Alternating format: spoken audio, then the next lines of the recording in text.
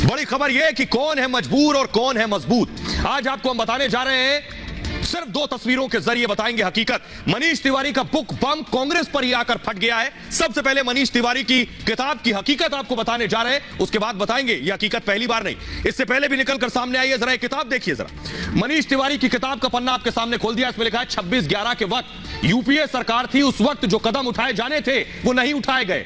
उस वक्त तेजी से कार्रवाई की जरूरत थी। अगर किसी देश को निर्दोषों का कत्लेआम करने में अफसोस नहीं होता तो ऐसे संयम में ताकत की पहचान नहीं बल्कि कमजोरी की निशानी है। 26/11 एक ऐसा मौका था जब शब्दों से ज्यादा जवाबी कार्रवाई दिखानी थी। यह मनीष तिवारी का किताब में लिखी हुई हकीकत है, लेकिन यह पहली बार नहीं, इससे पहले एयर चीफ मार्शल ने भी यही बात कही थी कि 26/11 के वक्त पूरी तरह से सेना तैयार थी बदला लेने के लिए। देखिए जरा एयर चीफ मार्शल ने क्या कहा था, वो सच मैं आपके सामने रखने जा रहा हूं। एयर चीफ मार्शल ने कहा था, 2017 में खुलासा किया था, 26/11 के बाद वायुसेना तैयार थी, यानी एयरफोर्स तैयार थी बदला लेने के लिए। वायुसेना ने पूरी प्रिपरेशन, पूरी तैयारी कर ली थी। सर्जिकल स्ट्राइक का पूरा प्लान वायुसेना के पास था। पाकिस्तान अधिकृत कश्मीर में टेरर कैंप पर हमले की पूरी प्लानिंग योजना बना ली थी। तत्कालीन उस वक्त की मनमोहन सरकार ने रोक दिया। बड़ी बात यह है, मनमोहन सरकार ने रोक दिया। 26/11 हमले के बाद भी कुछ भी एक्शन लेने से मना कर दिया गया। तत्कालीन पीएम से मुलाकात भी की थी एयर चीफ मार्शल ने। यह सच्चाई है। बड़ी बात यह है, मनीष तिवारी आज ये कह रहे हैं कि 26/11 के बाद आकर कांग्रेस ने एक्शन क्यों नहीं लिया। और आइए दो तस्वीरों के जरिए आपको कल का भारत और आज के हिंदुस्तान का फर्क बताने जा रहे हैं। दो तस्वीरें, प्रधानमंत्री डॉक्टर मनमोहन सिंह उस दौरान प्रधानमंत्री थे जब 26/11 का हमला हुआ, और जब पुलवामा हमला हुआ तो प्रधानमंत्री नरेंद्र मोदी सत्ता में थे। इन दो तस्वीरों के बाद वो तस्वीरें आपको दिखा रहे हैं। 26/11 हमले की पहली तस्वीर देखिए जरा, कैसे आतंकी मुंबई की सड़कों पर गोलियों की बारिश कर रहे थे और तांडव मचा रहे थे। रूह कपा देने वाली तस्वीरें, कैसे बंधक बना लिया था पूरी मुंबई को, देश आज तक नहीं भूला। और फिर कैसे 14 फरवरी को 2019 पुलवामा अटैक हुआ, प्रधानमंत्री नरेंद्र मोदी सत्ता में थे। दो तस्वीर दिखाने का मकसद यह कि हमले पहले भी हुए और हमले उसके बाद भी हुए, लेकिन इस हमलों में क्या हुआ।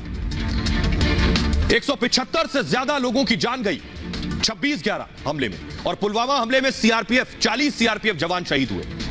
26/11 हमले में 300 से ज्यादा लोग घायल हुए, और पुलवामा हमले में 35 से ज्यादा लोग घायल हुए। इसके बाद की तस्वीरें देखिए जरा।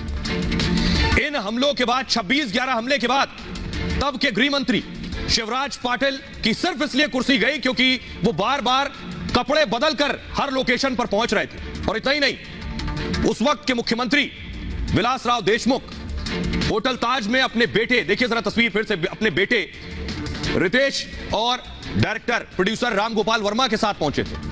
और प्रधानमंत्री नरेंद्र मोदी जवानों की शहादत के बाद सीधे एयरपोर्ट उन्हें श्रद्धांजलि देने पहुंचे थे। यह है दो तस्वीरों का सच। इतना ही नहीं, यह यहीं खत्म नहीं होता, जरा सुनिए, अब आपको सुनवाता हूं उस वक्त 26/11 के बाद नेता क्या कह रहे थे और पुलवामा हमले के बाद क्या कह रहे थे।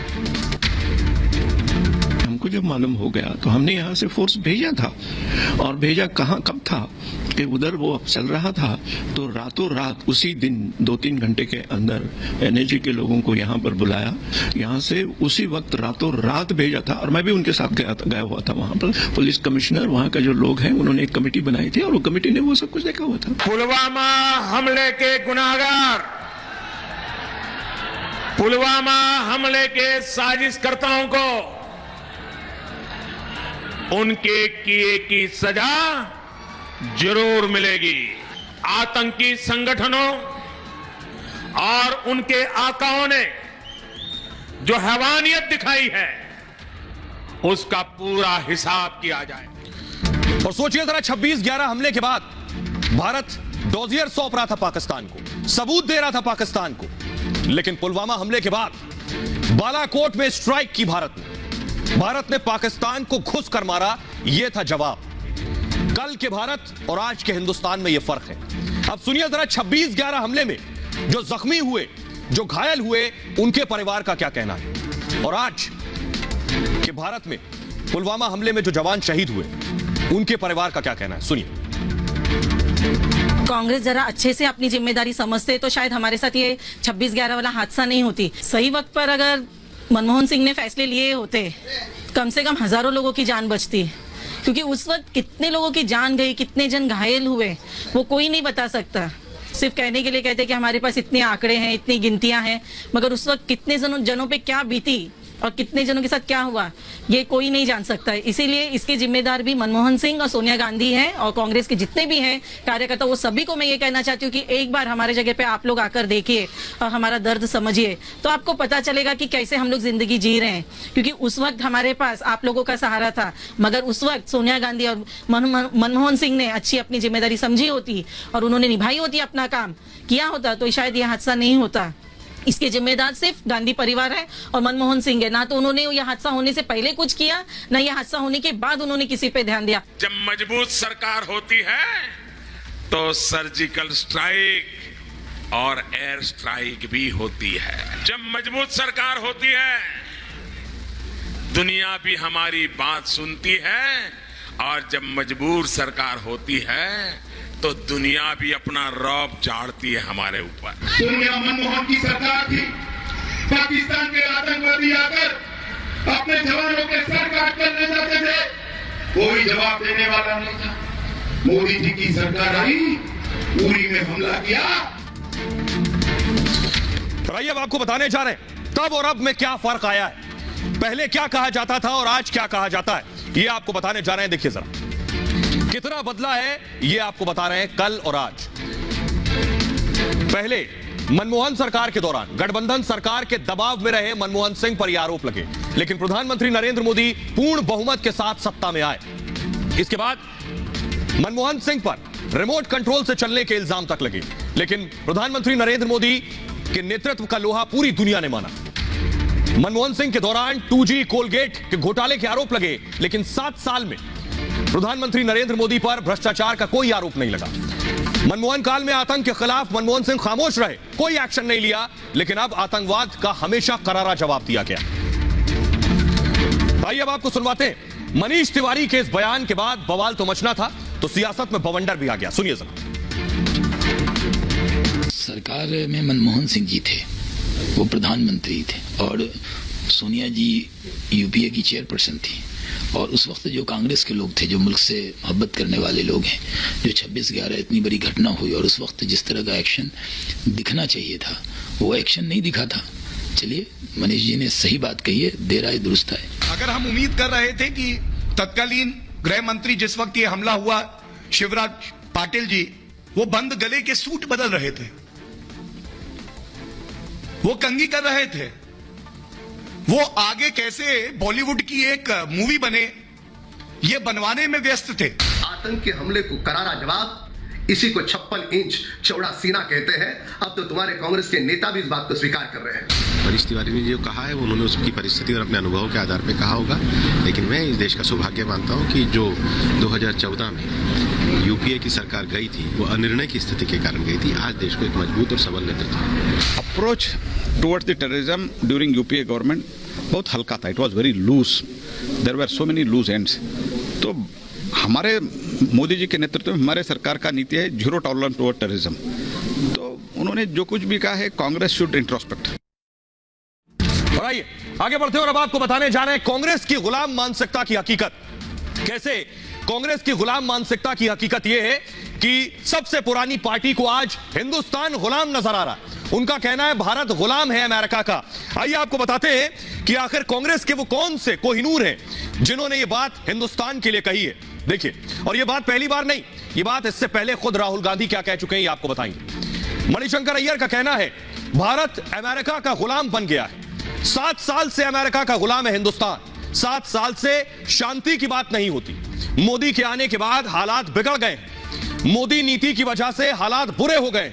राहुल ने अमेरिका से, आपको बताऊं, इससे पहले राहुल गांधी अमेरिका से मदद मांग चुके हैं। अय्यर कह रहे हैं भारत गुलाम है और राहुल अमेरिका से मदद मांग चुके हैं। राहुल ने कहा था भारत के हालात पर आखिर अमेरिका चुप क्यों है, अमेरिका हिंदुस्तान के हालात पर बोले। राहुल ने कहा था भारत के लोकतंत्र को बचा लो अमेरिका, भारत के हालात पर अमेरिका का विचार क्या है, अमेरिका कोई बयान क्यों नहीं देता।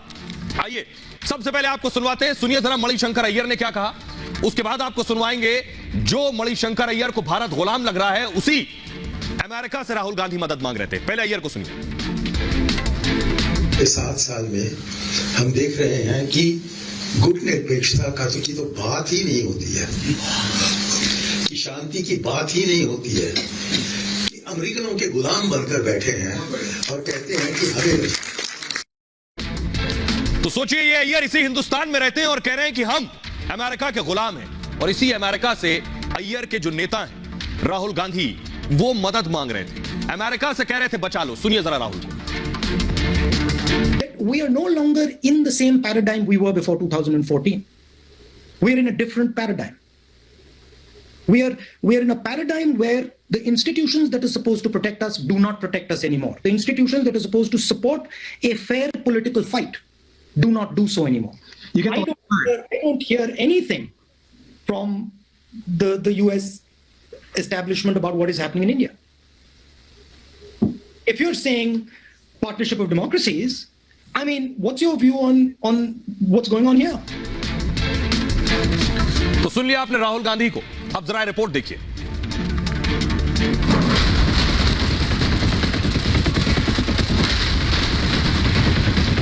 Namaste. Namaste. My true friend, Prime Minister Modi. Welcome back.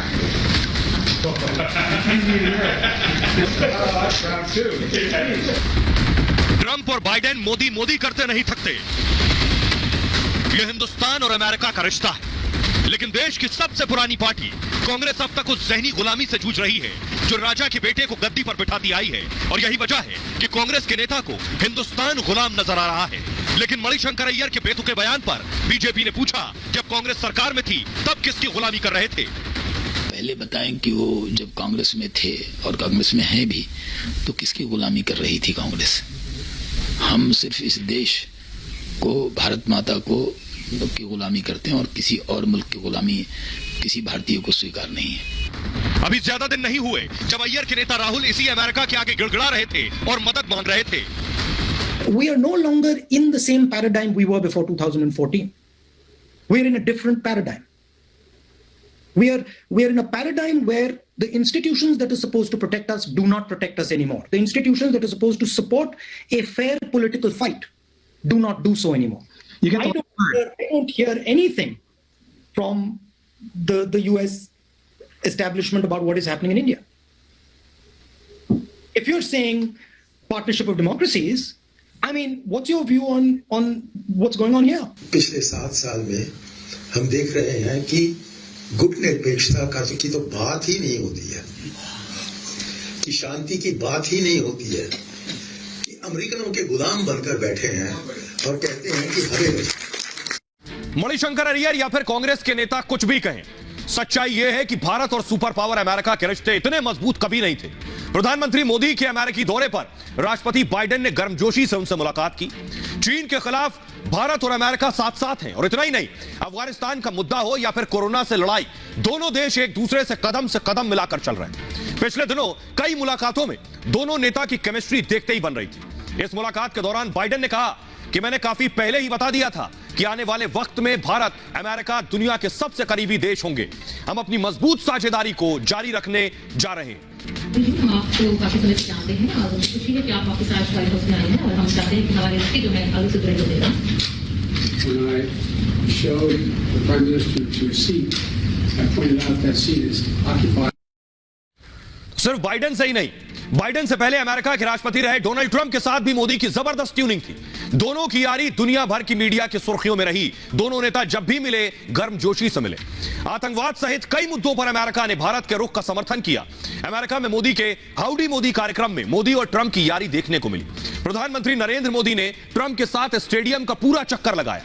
Trump ने अब की बार ट्रंप सरकार का नारा तक दे दिया था। भारत दौरे पर आए ट्रंप का अहमदाबाद में हवाई अड्डे पर भव्य स्वागत हुआ। करीब 22 किलोमीटर लंबा रोड शो किया गया। ट्रंप ने इस दौरे में आगरा में अपनी पत्नी मेलानिया के साथ ताजमहल तक का दीदार किया था, और करीब 1 घंटे तक वो ताजमहल में रहे थे। सुनिए जरा। Namaste. Namaste. And hello to India. This is such a great honor. Let me begin by expressing my profound gratitude to an exceptional leader, a great champion of India, a man who works night and day for his country, and a man I am proud to call my true friend, Prime Minister Modi. आइए अब आपको सुनवाने जा रहे हैं देश के लोग क्या कह रहे हैं कांग्रेस की इस गुलाम वाली मानसिकता पर। भारत क्या कह रहा है, सुनिए जरा। कांग्रेस तो ऐसी ही टिप्पणियां करती रहती है। वैसे जब इनकी सत्ता थी तब ये खुद भारत को गुलाम बनाए हुए थे, और अब कह रहे हैं कि हम लोग मोदी जी गुलाम बनाए। मोदी जी ने ऐसे ऐसे काम कर दिए हैं जो कि इन्होंने अपने सरकार में नहीं करे होंगे। देखिए, कांग्रेस जो कह रही है कहीं ना कहीं जो उनकी बात है ये गलत है, और कोई भी देश किसी का गुलाम नहीं होता है। एक मैत्रिक संबंध होते हैं, व्यापारिक संबंध होते हैं, किसी भी प्रकार से भी हो, कहीं ना कहीं भारतवर्ष अपना विश्व के अंदर बढ़ोतरी की तरफ बढ़ा है। तो गुलामी की जो बात कही जा रही है वो कहीं ना कहीं पूरी तरीके से गलत है। विचारधारा की दृष्टि से तो अमेरिका के ज्यादा निकट है, गुलाम हुए हैं नहीं है वो जाने, विपक्षी है, कुछ ना कुछ तो बोलेंगे ही। और आज चीन अगर गुस्सा है इनसे तो इसी बात मुद्दे को लेकर गुस्सा है कि अमेरिका का जो बाइडेन इनको चीन से ज्यादा महत्व दे रहा है। कांग्रेस को एक कुशल नेतृत्व की ज़रूरत है।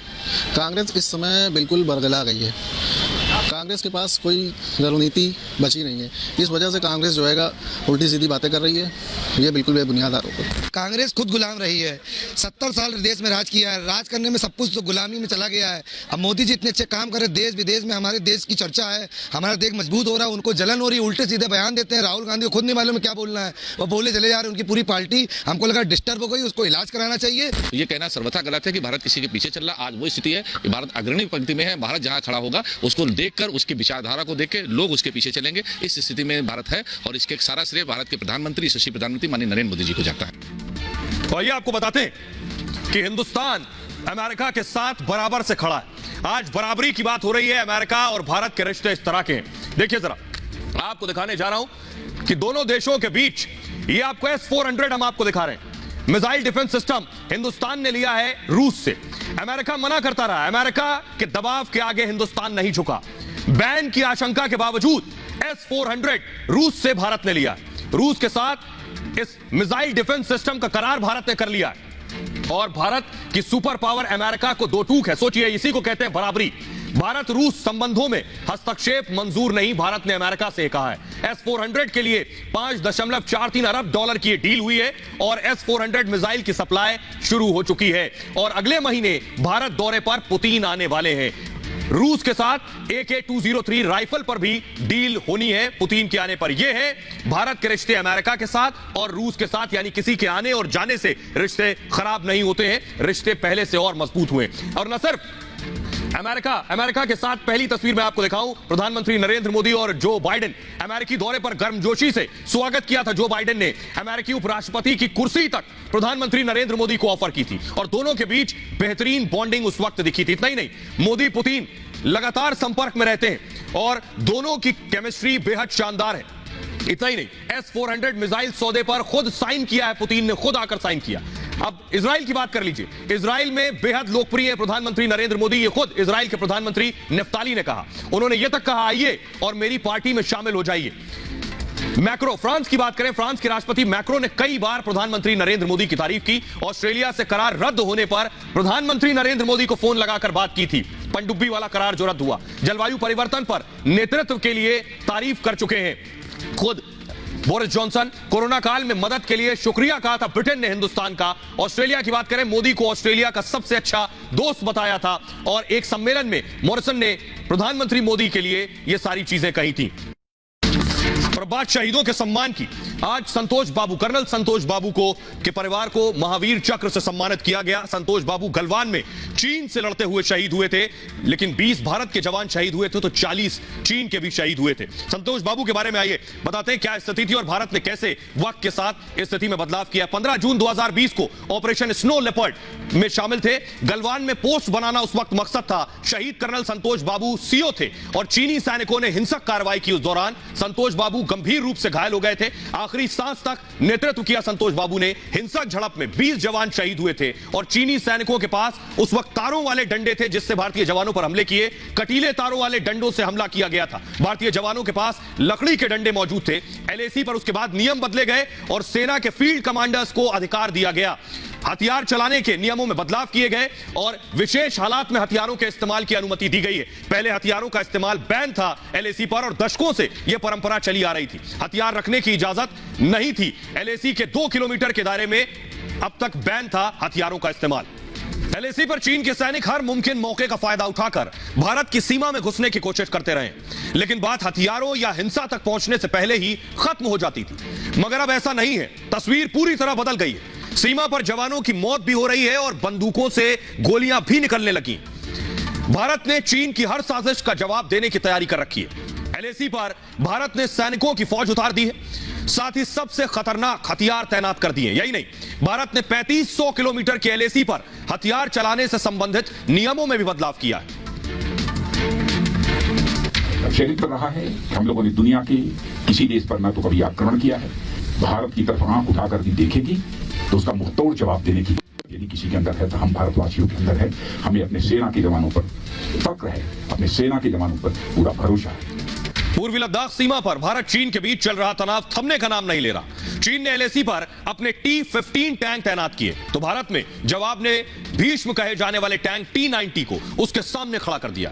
आपको बताते हैं T-90 की खासियत क्या है। T-90 टैंक में K6 रिएक्टिव आर्मर होता है, 2 किलोमीटर की रेंज में हेलीकॉप्टर को भी मार सकता है। T-90 tank anti tank guided missile भी दाग सकता है और T-90 टैंक रेगिस्तान, दलदली जमीन और पानी के अंदर भी चलाए जा सकते हैं। टैंक में एंटी एयरक्राफ्ट गन होती है और 1 मिनट में 800 गोलियां चला सकती है। लद्दाख से लेकर अरुणाचल तक आंखें दिखा रहे चीन से निपटने के लिए भारत ने सीमा पर अपनी सबसे घातक ब्रह्मोस मिसाइल भी तैनात कर दी है। भारत की इस तैनाती से ड्रैगन लाल हो गया है। बताते हैं कितना खतरनाक है ब्रह्मोस मिसाइल।